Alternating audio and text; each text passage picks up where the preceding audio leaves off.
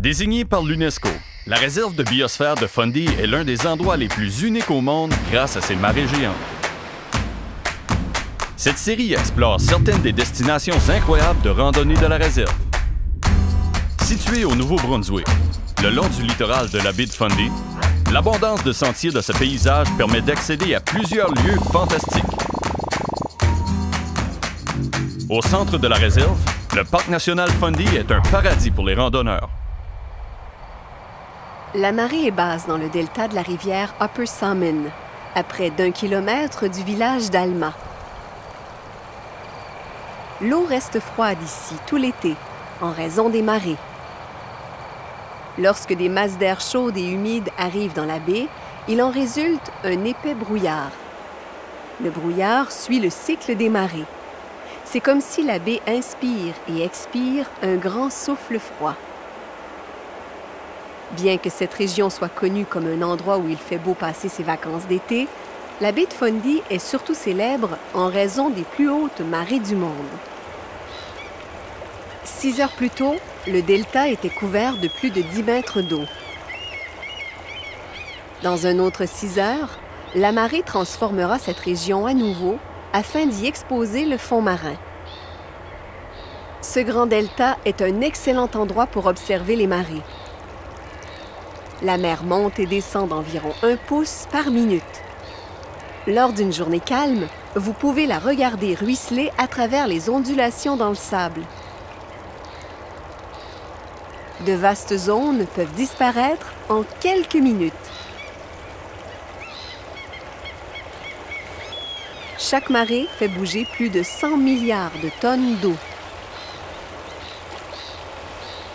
Le tout prend environ 6 heures, mais cette vidéo en accéléré vous permet de voir la marée monter et descendre 400 fois plus vite. Au-dessus du delta, près de la frontière du Parc national Fundy, cet estuaire à l'abri des vagues offre un refuge et une aire d'alimentation pour une diversité d'animaux et de plantes. La chaîne alimentaire comprend des palourdes qui se cachent dans la boue, des plantes comestibles bordant les marais et des poissons qui voyagent vers les terres intérieures afin de se reproduire. À marée basse, les oiseaux migrateurs semblent être les espèces qui profitent le plus de ce buffet. Mais d'autres animaux, tels ce cerf de Virginie et ses 2 fans, peuvent aussi y trouver un repas facile, comme ces salicornes.